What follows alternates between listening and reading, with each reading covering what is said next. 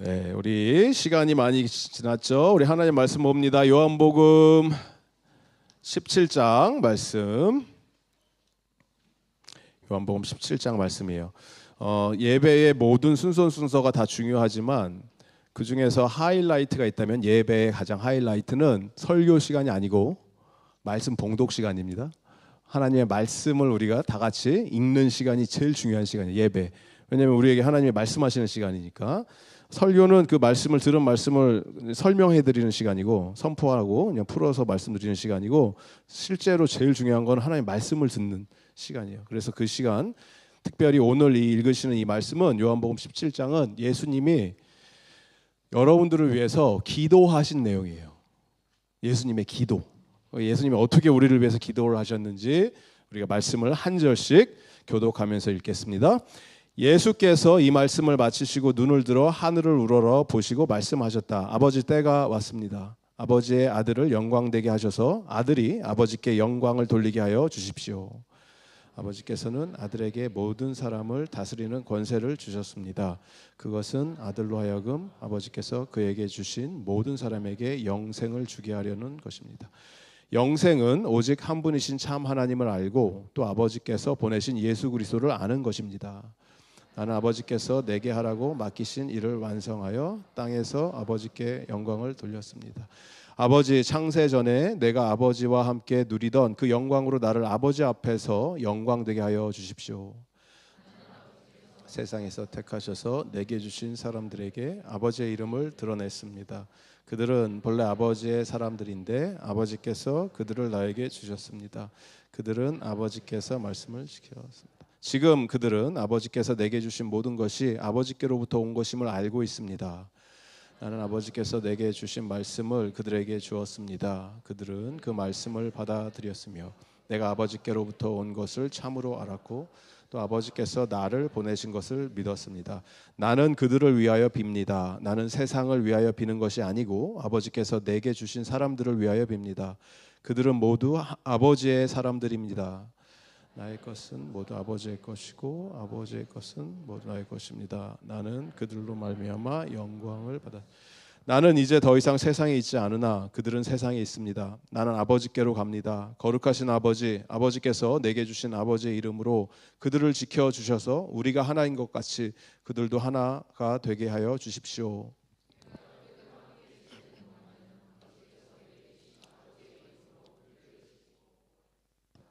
그러므로 그들 가운데서 한 사람도 잃지 않았습니다. 다만 멸망의 자식만 잃은 것은 성경 말씀을 이루기 위함이었습니다. 이제 나는 아버지께로 갑니다. 내가 세상에서 이것을 아뢰는 것은 내 기쁨이 그들 속에 차고 넘치게 하려는 것입니다.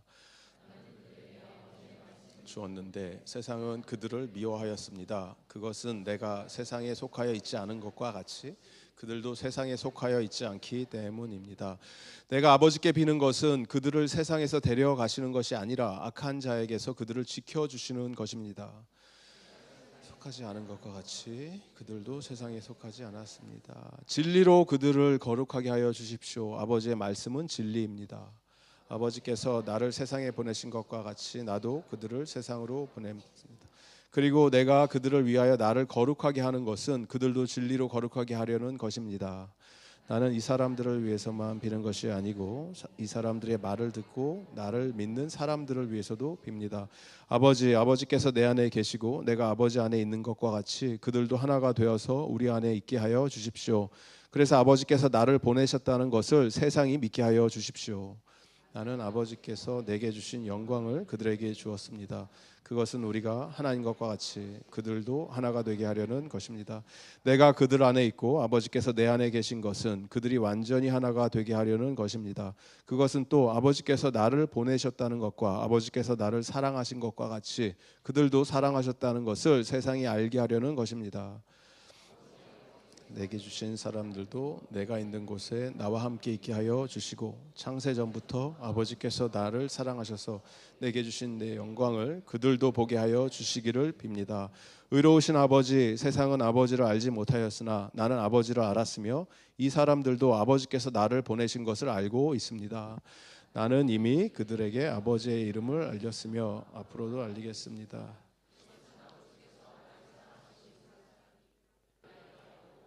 다도 그들 안에 있게 하려는 것입니다. 아멘. 대제사장의 기도, 영생, 거룩, 보내심이라는 제목으로 하나님 말씀을 증거합니다.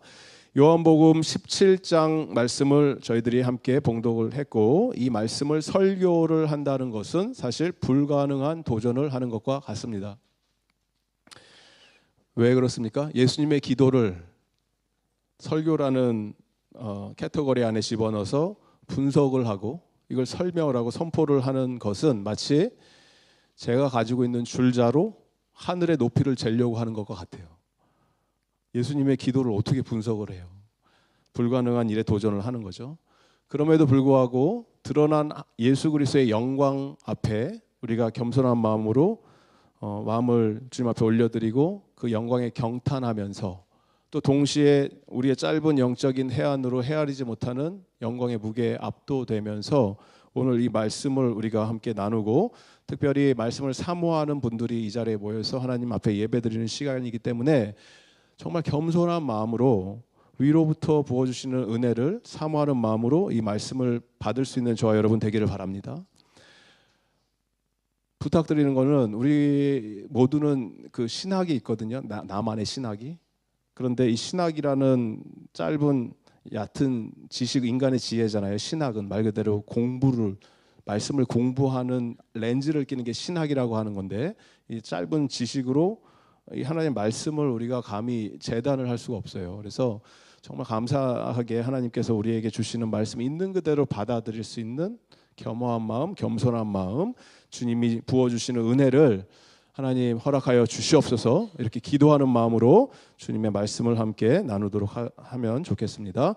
예수님께서 우리에게 이렇게 기도해라 라고 가르쳐 주신 기도가 주 기도문이에요. 너희는 이렇게 기도해라. 하늘에 계신 우리 아버지여, 이름이 거룩히 여김을 받으시오며 하면서 기도에 대한 패턴을 알려주신 거고, 오늘 지금 읽으신 이 말씀은 예수님이 그렇게 기도를 하신 거예요. 자기의 기도를 실제로. 요한복음 17장의 말씀이.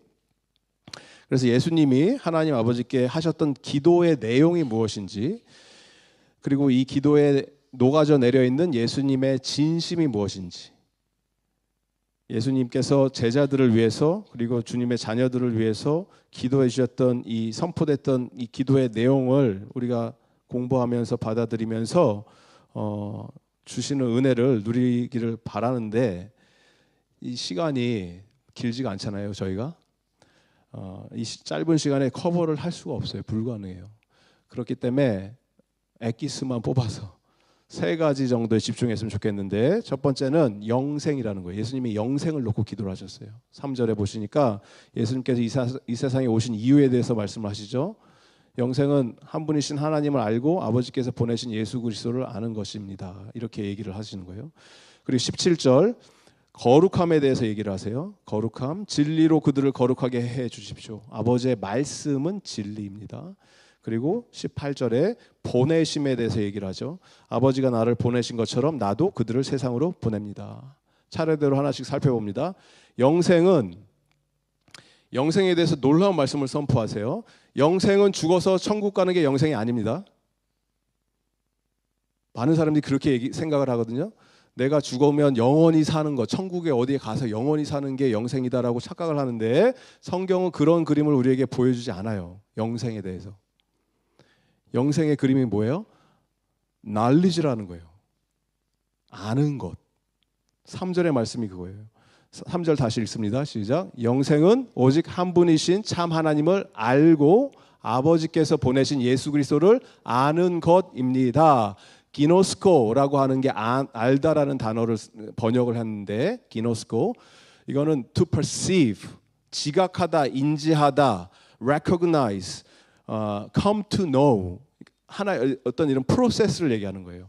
점진적으로 알아가는 과정.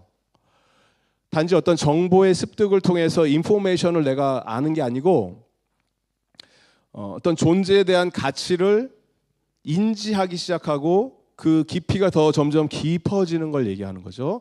그래서 김재국 목사라고 하는 사람을 우리 성도님들이 알 때, 오늘 뭐 처음 오신 분들은 저 목사는 저렇게 생겼구나, 키는 얼마나 되겠구나, 나이는 뭐 저 정도 돼 보이는구나, 이거는 정보를 아는 수준이잖아요.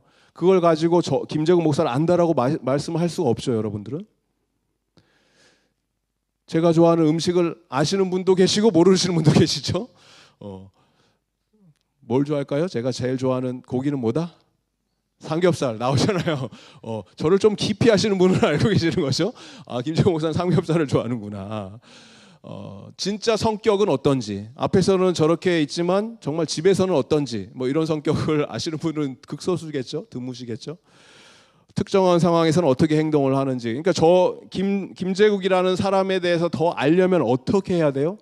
더 많은 시간을 같이 보내야죠. 더 자주 만나서 대화를 나누되 피상적인 대화로는 알 수가 없고 더 깊은 대화를 나눠야 된다는 거예요. 그래서 지난주에 저랑 같이 선교를 다녀왔던 선교팀들, 소집사님은 저를 좀 더 깊이 아실 거예요. 다른 분들보다.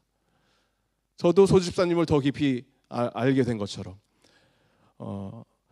의미 있는 경험을 같이 공유하게 되면은 그 관계가 깊어져요. 일반적인 것 말고 정말 의미 있는 것들을 함께 할 때 사람들과, 그러면 우리의 마음에 공감대가 형성이 됩니다. 레포트라고 하죠.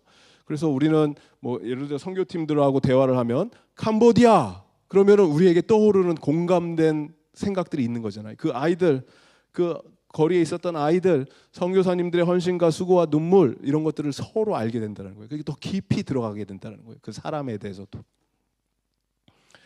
눈빛만 보아도 그 사람의 마음을 알 수 있습니다. 이런 거죠. 사랑의 눈길로 제가 제 아내를 이렇게 극히 쳐다보면은 사랑의 표현이잖아요. 그러면 뭐라 그러냐면, 좀 전에 밥 먹었잖아. 왜 또 배고파? 이러면 전혀 이게 커뮤니케이션이 안 된 거잖아요. I love you를 이렇게 하트를 뿅뿅 날렸는데 저 배가 고프다 이렇게 알아듣는 거잖아요. 왜 안 나가나, 집에서 빨리 좀 나갔으면 좋겠다 이런 거잖아요. 이게 뭐냐면 우리가 서로를 누군가를 알아간다고 했을 때는 피상적으로 그냥 그 사람의 내가 지레짐작해서 저 사람이 지금 저렇게 생각을 하고 있겠지, 저 정도로 그 정도로 내가 저 사람을 인포메이션에 대해서 알겠지라고 하는 걸로는 하나님을 알 수가 없다고요. 우리는 하나님이라는 하는 어떤 절대자, 존재자, creator of the universe, 이 분을 우리가 그냥 인포메이션으로 알 수가 없다고요. 그래서 이 분을 알게 하기 위해서 아들 예수님이 오신 거거든요. 이 세상에 더 깊이 알으라고. 그리고 알므로 인해서 하나님을 알게 되고 예수님을 알므로 뭐를 주시는 거예요? 우리에게 eternal life, 영생을 허락해 주신다라는 거예요. 그래서 영생은 하나님을 참 하나님, 한 분이신 하나님을 아는 것이고, 그리고 하나님을 안다는 것은 이퀄 아버지가 보내신 그 예수님을 아는 것입니다. 이 말씀을 하시는 거예요. 그래서 우리에게 영생을 주기 위해서 오신 이 그리스도 예수님과의 여러분과의 관계의 깊이와 넓이와 이 농도가 더 짙어짐으로 영생의 기쁨을 모두 다 누리시는 KPCM의 성도님들 되기를 예수님의 이름으로 축복드립니다. 이게 영생이라는 거예요. 영생. 그냥 나 예수 믿고 구원받아서 천국 가 이런 걸 얘기하는 게 아니고 더 깊이 아셔야 된다고요. 예수님이 어떤 분인지, 하나님이 이런 분이구나. 이걸 하기 위해서 두 번째 기도를 하세요. 그게 바로 거룩하게 해주세요. 이 기도예요. 거룩함. 예수님께서 제자들의 거룩을 위해서 기도를 하시죠. 17절 말씀 우리 다시 한번 읽습니다. 시작. 진리로 그들을 거룩하게 하여 주십시오. 아버지의 말씀은 진리입니다. 진리는 나의 감정에 근거해서 변화할 수가 없습니다. 내 느낌이 아니라는 거예요. 진리라고 하는 것은. 그리고 거룩해진다는 것은 이 진리를 내가 깨닫게 되는 것이고, 진리는 바로 뭐예요? 하나님 아버지의 말씀이라는 거예요. 거룩해지는 방법은 죄를 안 짓고 착하게 살고 좋은 일을 해서 거룩해지는 게 아니고, 하나님 말씀을 더 깊이 깨달을 때 거룩해져요. 더 이 말씀의 달콤함에 우리가 빠져들어서 진리가 여기서 계속 발견되는 것을 깨달으면 깨달을수록 우리의 상태는 어떻게 됩니까? 점점 거룩해진다라는 거예요. 예수를 믿고 구원받은 자들이, 저와 여러분들이 예수님을 믿고 구원을 받으셨다면 세상을 이제는 예수를 믿는 자답게 살아내는 과정을 거룩해지는 과정이라고 하고, 거룩해진다는 것은 어떤 무거운 짐을 내가 짊어지고 이렇게 내가 거룩하게 살아야지가 아니에요. 하나님을 알고 예수님을 닮아가는 이 과정 가운데 나는 자연스럽게 거룩해집니다. 그래서 성도가, 저와 여러분이 이렇게 변화되는 모습을 세상 사람들은요 관찰해요. 본다고요. 저 사람이 교회를 다니기 시작하더니, 예수를 믿는다고 하더니 왜 저렇게 변해지지? 인생의 삶이 변해갈까? 라고 하면서 궁금해할 수도 있고 대적할 수도 있어요. 싫어할 수도 있어요. 부러워할 수도 있어요. 나도 저 사람처럼 되기를 원한다. 예전엔 나랑 똑같았었는데 전혀 다를 게 없었는데 변화하고 있네. 교회 못 다니게 해야겠다. 조롱할 수도 있고 미워할 수도 있고 싫어할 수도 있습니다. 그러나 정작 성도는, 거룩해지고 있는 성도는 세상의 반응에는 별로 큰 관심이 없습니다. 저 사람이 나를 뭐라고 얘기하든, 손가락질을 하든 어떻게 얘기하든 중요한 게 뭐가 중요해요? 무엇이 중요한데? 하나님과 나의 관계라는 거예요. 거룩해지기 때문에 하나님과 나의 관계가 중요해지는 것이, 세상 사람들이 저렇게 생각을 하네, 이렇게 생각하기에는 그것도 중요하죠. 그거에 따라서 우리가 대화하는 방법이 달라지니까 세상 사람들과. 하지만 그거 자체가 본질이 될 수가 없다라는 거예요. 세상에 눈치 보고 사는 것이. 안 믿는 가족들이 내가 예수를 믿게 됐다고 해서 핍박이 시작되고 조롱을 하고 교회 못 가고 한다고 해서 나는 내 부모와의 관계가 더 중요하니까 예수를 버리겠다가 아니고, 하나님과 나의 관계보다 소중한 건 없기 때문에 더 이상 예수를 진심으로 알게 된다면, 그러면 이 부모와의 관계가 안 중요한 게 아니고 우선순위가 여기에 있다 보니까 이분들을, 우리 부모님을, 또 아니면 사랑하는 가족들을 놓고 피눈물 흘리면서 기도를 하겠죠. 하지만 이거 자체가 나의 영생을 흔들어 놓을 수가 없다라는 거예요.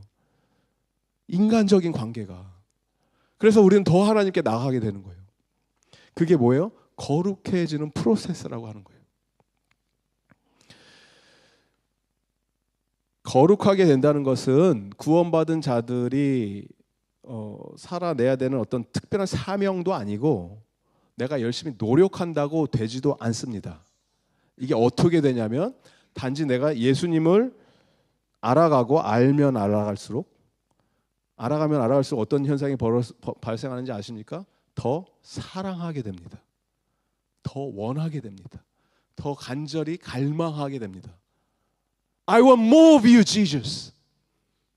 더 예수님을 더 갈망하게 된다고요.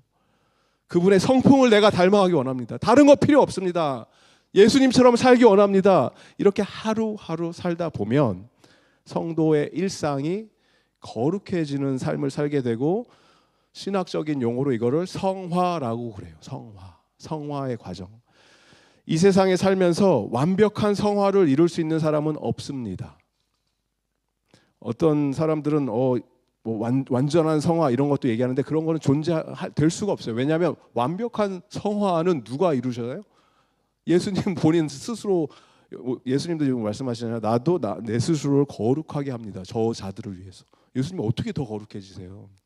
그런데 하나님을 더 깊이 알아가는 이 과정으로 생각하면 이해가 되는 거죠. 더 깊이 하나님과의 관계가 더 진해지길 원합니다. 그러면서 그 예수님을 우리가 갈망하기 때문에 더 예수님처럼 닮아져 가는 그 과정을 그린 것이 성화이기 때문에, 사랑하면은 닮아가고 사랑하면은 더 많은 시간을 보내기를 원하고, 그냥 예수님 그 자체 존재적인 가치만으로도 나에게 기쁨이 되게 될 줄 믿습니다. 기쁨을 여러분들이 딴 데서 찾기 시작하는 순간 거기서부터 꼬이기 시작하는 거예요. 인생이.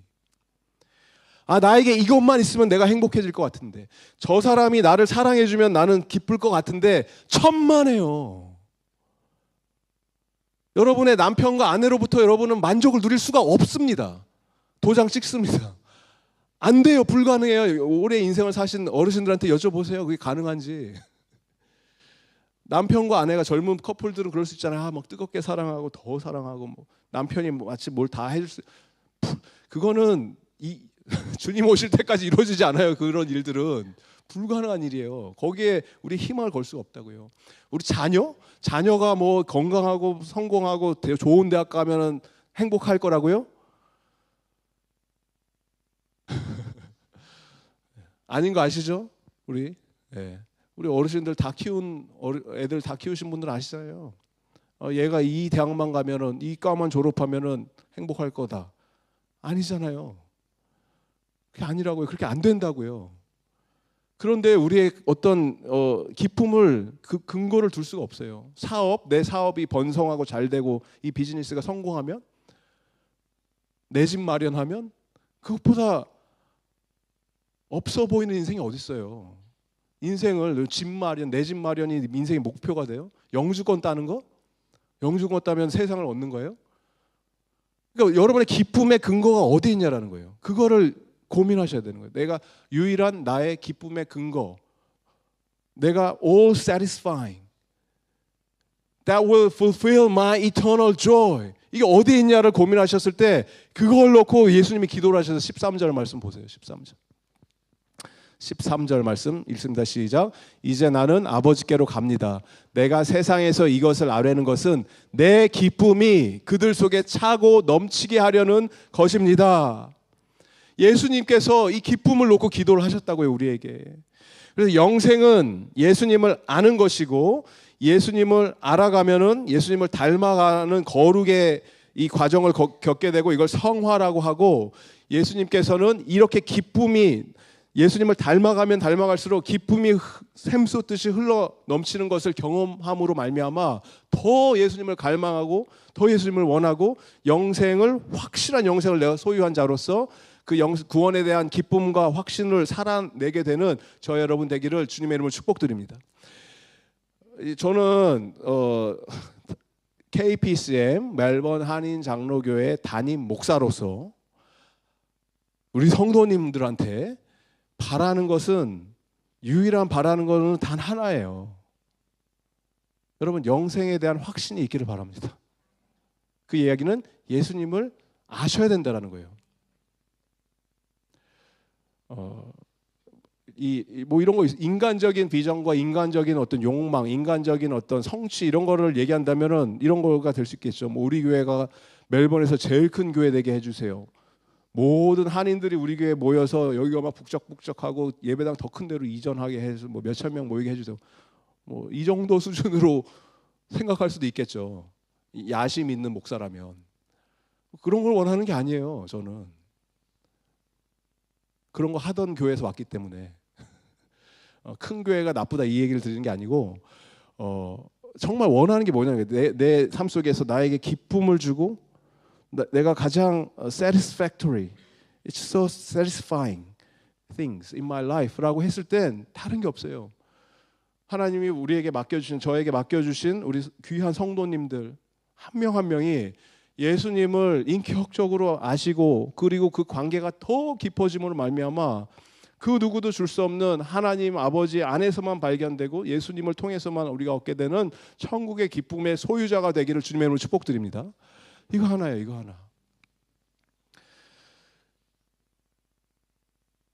그리고 놀라운 거는 이게 뭐 저의 바람이라고 했지만 사실은 예수님이 이걸 놓고 여러분을 위해서 기도를 하셨어요. 이것보다 너무 감사한 게 없는 것 같아요. 19절 20절 말씀 우리 함께 읽어봅니다.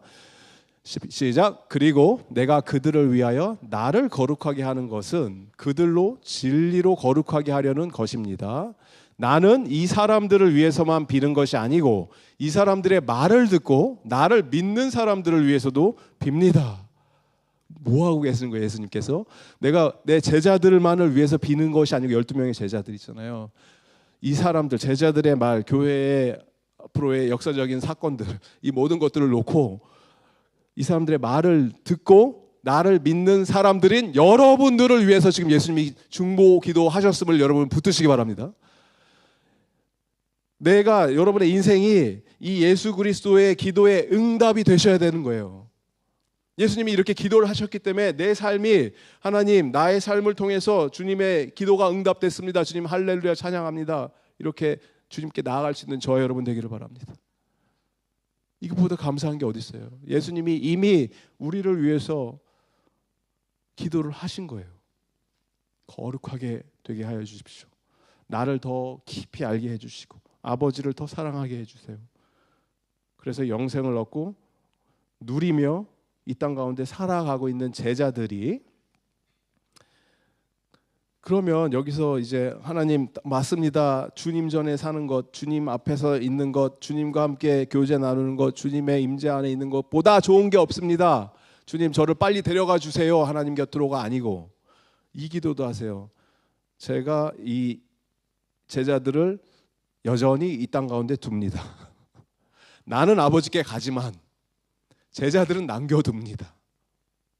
세상으로 보냅니다. 이 말씀하시죠. 뭘 얘기하고 계세요? 영생을 얻고 거룩해진 자들은 그들에게 맡겨준 사명이 있다라는 거예요. 그리고 그 사명을 표현할 때 보내심이라는 단어를 쓰세요. 보낸다. 내가 보낸다. 18절에 아버지께서 나를 세상에 보내신 것처럼 나도 그들을 세상으로 보냅니다. 요한복음 3장 16절 17절 말씀 우리가 잘 아는 하나님께서 세상을 이처럼 사랑하사 독생자 아들 외아들을 주셨으니 이는 그를 믿는 사람마다 멸망하지 않고 영생을 얻게 하려 하는 것이다. For God so loved the world that he gave his one and only son. 17절 하나님께서 아들을 세상에 보내신 것은, 보내신다는 단어를 계속 쓰죠. 세상을 심판하려고 하시는 것이 아니고 아들을 통해 세상을 구원하시려는 것이다. 이게 요한복음 3장 17절 말씀이거든요. 잘 생각해 보세요. 하나님이라고 하는 존재는 성부, 성자, 성령, 삼위의 하나님이십니다. 하나님은 모든 것이 자족하시는 분이시고 모든 것이 완전하신 분이시고 어떤 것도 부족함이 없으신 분이심을 믿으십니까? 하나님에게 뭔가 부족함, deficiency, lacking in something, 그러면 하나님이 아니죠. 더 이상 뭐가 부족하다고 하는 순간 결핍이 있으니까. 근데 하나님은 그냥 존재 자체로 모든 게 완전하신 분이에요. 그런 하나님께서 안 하셔도 되는데 굳이 in the beginning God created the heavens and the earth, 창조를 하셨어요. 안 하셔도 되는 분이, 그냥 자기 자족하시는 분이 창조를 하시고 이 안에다가 이것저것을 만들어 놓으시고 특별히 인간이라고 하는 피조물, 스페셜한 그의 형상을 닮은 자들을 집어넣으심으로 말미암아 이 세상을 살게 하셨고, 그리고 거기에 그치신 것이 아니고 자기 자신을 드러내서 보여주셔요. 하나님께서. 이걸 우리는 계시라고 얘기하죠. 그래서 자연 계시와 스페셜 레벨레이션, 특별 계시를 통해서 당신의 존재를 숨기지 않고 우리에게 드러내 주셨어요. 그런데 여기서 하나님께서 클라이맥스로 그 누구도 부인할 수 없을 강력한 하나님의 증거를 보여주시는 사건이 바로 그 하나님 자신이 이 세상으로 들어오시는 사건이에요. The word became flesh and made his dwelling among us. 말씀이 육신이 되어 우리 가운데 거하시는 이 사건을 얘기하는 거예요. 안 하셔도 되는 거를 하나님께서 굳이 하늘 문을 찢으시고 아들을 보내셔서 이 땅 가운데 들어오셔서 이거를 보는 모든 자들, 그 아들을 믿는 모든 자들에게 영생을 주기로 결심하고 작정하신 사건. 이걸 통해서 우리는 뭘 깨달아요? 하나님께서는 성교를 좋아하시는 분이 아니고 하나님이 성교예요. 이해가 되세요? 미시오 데이라고 하는 라틴어인데, 미시오, 여기서 미션이라는 단어가 나온 거고, 데이는 디어티, 하나님 자체가 성교예요. 이 세상으로 들어오셨다라는 거예요. 세상 가운데 안 하셔도 되는 거를 하시기로 결심을 하시고 들어오셔서 선교사가 되신 거예요. 하나님이, 예수님이. 그리고 동일한 이 선교적인 DNA를 가지고 계신 예수님께서 또 마찬가지로 제자들을 너희들이 이제는 세상으로 나가라라고 보내고 계세요. 그래서 KPCM이라고 하는 우리 교회에 계속해서 강조하는 것은 우리는 선교적인 교회입니다. 이걸 여러분이 좀 오해를 안 하셨으면 좋겠어요. 아까 뭐 선교 발표회도 하고 간증도 하고 하셨지만, 선교적인 교회라는 것은 우리가 선교를 매년 가겠습니다, 선교를 많이 하겠습니다, 이런 수준을 얘기하는 게 아니에요. 그냥 교회의 본질을 얘기하는 거예요. 교회 자체가 우리는 선교입니다, 이렇게 얘기하는 거예요. 왜냐하면 하나님이 선교이시기 때문에 그래요. 하나님이 들어오셨기 때문에 그래요, 이 세상으로. 그리고 하나님이 보내시기 때문에 그래요, 사람들을 주세상 가운데로. 그래서 방향성을 얘기할 때 우리 안에, 이 안에 우리 성도님들이 다 모여서 너무 좋죠. 주일마다 모여서 하나님을 예배하고 찬양하고 성도의 기쁨과 하나님이 부어주시는 은혜를 누리는 이 시간, 너무 감격스러운 순간이 있죠. 근데 여기서 끝나고 여기가 좋사오니 우리 교회 최고 만세 이러면 우리는 반쪽짜리 예배를 드린 거예요. 왜 그래요? 진정한 예배와 하나님의 마음을 아는 곳은 이 교회 밖이에요. 이 교회를 뛰어넘으셔야 돼요. 그래서 선교적인 삶을 살기 위한 첫 번째 조건은 뭐냐? 영생을 소유한 자가 되셔야 되고, 그 이야기는 예수님을 아셔야 돼요. 아시겠죠, 다. 근데 그것보다 더 아셔야 돼요. 사람을 아는 과정 중에 있어서도 같이 사는 남편과 아내도 잘 모르잖아요. 이 사람이 이럴 줄 몰랐어 이러잖아요. 나중에 배신당했어 이러잖아요. 더 알아가야 되는 거 아니에요. 더 깊이 알아가고 더 친밀해지고.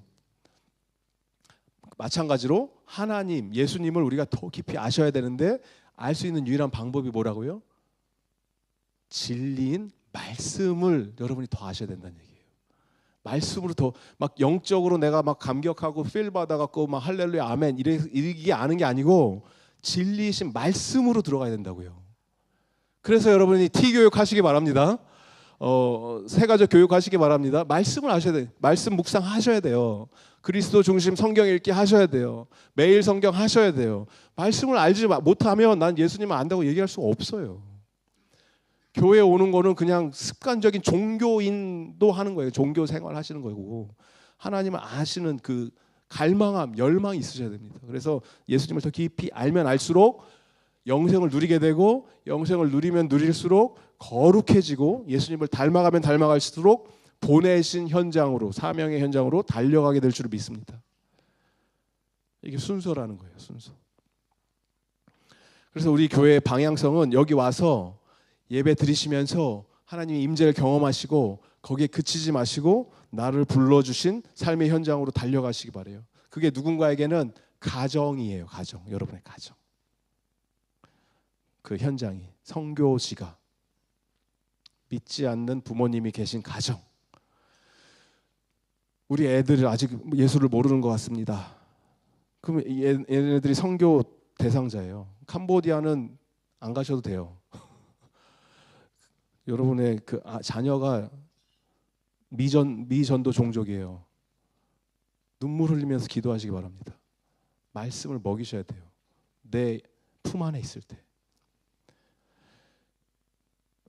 우리 비즈니스, 우리 가게, 내 회사 안 믿는 사람 너무 많아요. 하나님이 나를 특별히 택하시고 그곳에 심겨 놓으신 이유를 고민하시기 바랍니다. 단지 돈 벌으라고 회사 다니는 게 아니에요. 경제활동하라고 거기 보내신 게 아니에요. 아까 말씀드렸잖아요. 가장 좋은 거는, 예수 믿고 가장 좋은 거는 빨리 그냥 주님 곁으로 가는 것보다 좋은 게 어디 있어요. 천국의 기쁨을 바로 누리는 것보다. 근데 예수님이 말씀하시잖아요. 나는 안 데려간다. 사명 완수해라. 보내신 현장에서 할 일이 있다. 그게 사명자의 삶을 살게 되는 그 자리다라는 겁니다. 예배를 마치면은 축도를 합니다. 목사가 성도님들을 위해서 축도를 할 때 복 받게 해주세요, 복 받아라, 이게 축도가 아닙니다. 축도는 우리가 방금 들은 하나님의 말씀 하나님의 예수 그리스도 임재, 예수님을 더 내가 조금 더 알아갔기 때문에 거룩해진 자로서 이제는 세상을 향해서 내가 나갑니다. 파송 시간이에요. 파송. 축도는 파송하는 시간이에요. 선교지로 갑니다. 우리 선교사님들께서. 여러분의 무대는 이 교회 바뀜을 인지하시고 그것을 향해서 달려갈 수 있는 저와 여러분 되기를 바랍니다. 말씀을 정리합니다. 여러분의 영적인 상태가 예수님께서 방금 기도하신 기도의 응답이 되기를 바라요. 믿음의 대제사장이신 주님께서 하나님 아버지께 간절한 기도를 하셨어요. 예수님의 기도 제목, 우리들의 영생이에요. 영생을 얻기를 원합니다. 저 사람들이 영생을 소유함으로 충만한 기쁨을 누리기를 원하고 거룩해져서 보내심 받은 자의 삶, 선교적인 삶을 살기를 원합니다. 하나님을 아는 자들 되기를 원하고 예수님과의 관계가 분명해져서 그 누구도 흔들 수 없는 예수님과 나와의 관계, 이 구원의 확신 가운데 거하시기 바랍니다. 여러분의 감정이 아니라고요. 예수를 믿어도 죄를 져요. 여러분 교회 다녀도 실수 투성이입니다. 도덕적으로 윤리적으로 무너질 때도 많아요. 괜찮아요. 그 누구도 여러분을 정죄할 수도 없고 해서도 안 됩니다. 왜요? 이미 나는 나의 정체성이 신분이 바뀐 자이기 때문에 그래요. 하나님의 거룩하고 존귀한 자녀입니다. 그런 자들이 이제는 발버둥 치는 거죠. 예수님 닮기 원합니다. 그래서 닮아갈 때 하나님이 불러주신 그 현장으로 달려가게 될 줄을 믿습니다. 세상 속에 들어가셔서 담대히 외치세요. 예수님 안에 영생이 있습니다. 영원한 생명의 초대로 여러분들을 예수님께서 초대하고 계십니다. 오세요. 이미 우리에게 시작한 영생, 예수님과의 관계를 누리며 어둠과 절망 속에서 신음하고 있는 내 주변의 사람들에게 천국에 대한 소망의 근거를 될 수 있는 보냄받은 자의 삶을 살아내는 선교적인 삶, 복음 중심의